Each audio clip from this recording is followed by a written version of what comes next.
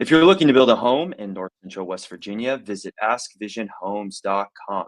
Vision Homes, building you a house you're proud to call home. And don't forget to subscribe to the Ryan and Rush Show. But don't take our word for it. Take Coach Nealon's.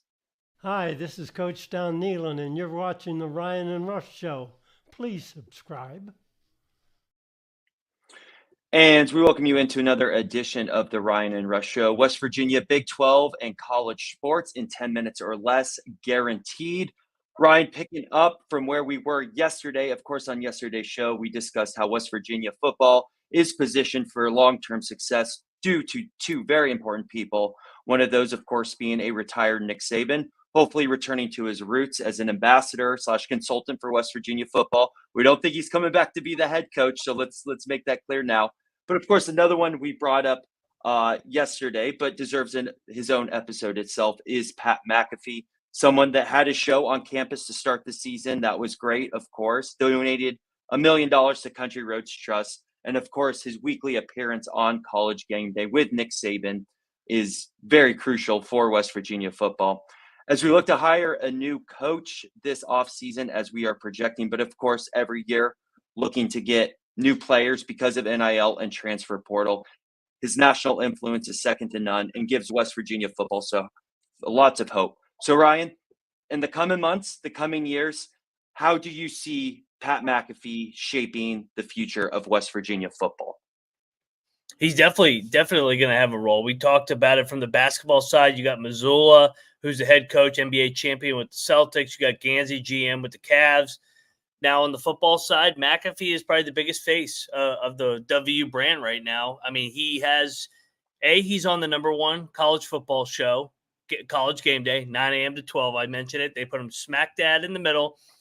Then he has his show every single day from 12 to 3 on ESPN. It's the number one rated show on ESPN. He clearly has a brand, and he has gone out of his way over and over this year to pump the Mountaineers. He came on campus before the Penn State game, donated $1 million. Heck, he was all in until about a week ago. That we could somehow win Big 12, kind of like we were. And then reality set in that we weren't going to win anything worth anything importance in this year. So McAfee is going to be big time instrumental in this process. Like I said, he's the present, he's the future of College Game Day. He's not going anywhere. His brand is at an all-time high, and it's only growing and growing. And he wants West Virginia to be great again. He wants West Virginia football to return to the glory when he was playing here, where we were one game away from the national championship. And he's going to do his part, and he's around some of these best coaching staffs, these best programs, being on that College Game Day set week in and week out. It is great to have Pat back, just even in general, putting his national influence aside. I mean, obviously you brought up 07, and that's very difficult and still a pill we haven't swallowed or will probably never swallow as West Virginia fans. And, that was a tough game for him too. And a lot of Mountaineer Nation has been upset with him, or we're upset for a while with him. And I know he was always a little hesitant to come back and be honored because that bothered him for many reasons. But of course, glad that both sides, West Mountaineer Nation and Pat, were able to get over that and say, hey, once a Mountaineer, always a Mountaineer.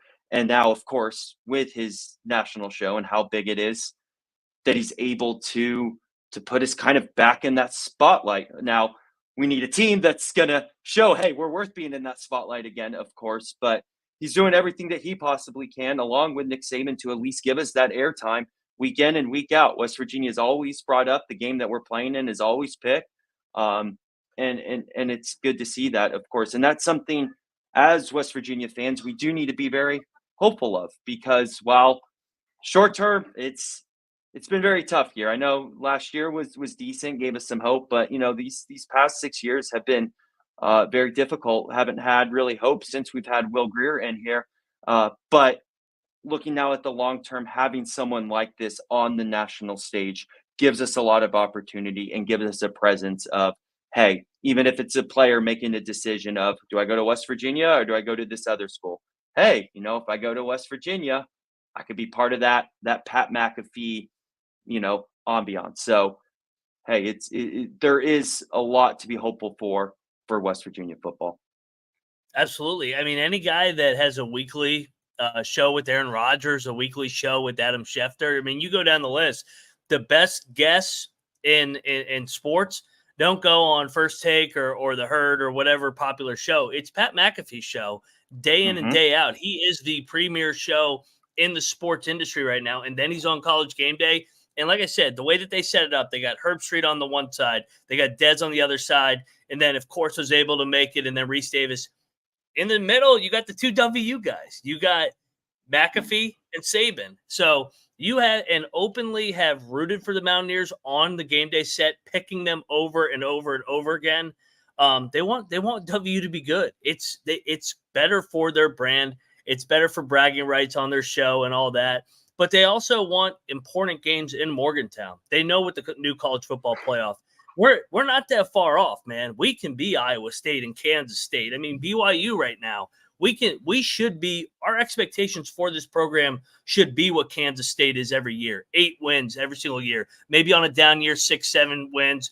But every 4 to 5 years, we should be in that range of a 10-11 win season, having a chance to win the Big 12 and get to the college football playoff. And McAfee is a big part of that. And him and Saban going best game to best game, week in and week out. I mean, it's no secret where they at this week. Indiana, Kurt Cignetti, another former Mountaineer. So there's always a West Virginia connection. I know I don't want to get into the whole Cignetti thing yet because that's going to be down the road. Indiana's got to finish their season with the college football playoff, potentially on the horizon for them in his first year. But then, I mean, they just were at Texas, Georgia. Before that, Oregon, Ohio State. They're around the best coaches and best coaching staffs. They see the rising stars in this industry, and they're going to have a hand in the next football coach for the Mountaineers.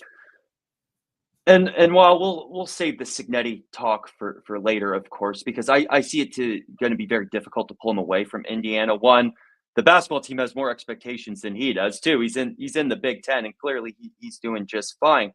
However, I think that is a great example of someone that you could use that a Pat McAfee in combination with a Nick Saban could pull to West Virginia. Because don't forget about West Virginia. On paper, West Virginia is a better job than Indiana. No, nothing against Indiana, but we are 15th most wins of all time for college football. You know, obviously Cignetti, his dad coached here. I think his dad gets a little bit of a bad rap because that was, before Don Nehlen took over after him. Nehlen got the new stadium. He got 2 sets of uniforms. Obviously, Nehlen's a fantastic coach, and we love him to death and transformed West Virginia football. But he was given some advantages that his dad wasn't. But Kurt, because it was a different time, it wasn't the transfer portal NIL era. He stayed. He backed up Oliver Luck. He stayed from his dad through Don Nehlen here too. So that is someone with West Virginia roots as well. But obviously, we're not saying he's going to be the next head coach here at West Virginia. But that is an example of someone that you should or could pry away and bring to a historical football program like West Virginia. So I do like that as an example. Yeah, and he was a former assistant for Saban from 2007 to 2010. So there's go. a lot of connections, man. You could go. I know people don't like when I bring up his name, but there's an old football coach down there in Jacksonville, Alabama, that's up top in Conference USA. That's got the boys rolling down there. So, but yeah, I mean, there's going to be a lot of time to have these conversations on potential candidates when the Neil Brown era does end. But I mean, like you said, it's pivotal to have in the meantime 2 guys with the stature, the standard that McAfee and Saban both have. That week in and week out, man, they're going to be front and center of the college football landscape, and they both have W ties. I know people say Saban doesn't have W ties. That's completely wrong. He got his first coaching job as a GA at West Virginia. He was a GA while Bob Huggins was on the basketball GA side. So they were GAs at the same time. So he's had W ties. He just never was the head coach here. I mean, he just came back to Morgantown and met up with Manchin. I mean, they're buddies too. So it even goes deeper than the state. So while times are tough, Mountaineer Nation, we understand the future is bright ahead. So obviously stick with the Ryan and Rush show every step of the way, and we'll see you again soon. Have a great day and go Mountaineers. Let's go Mountaineers. See you guys.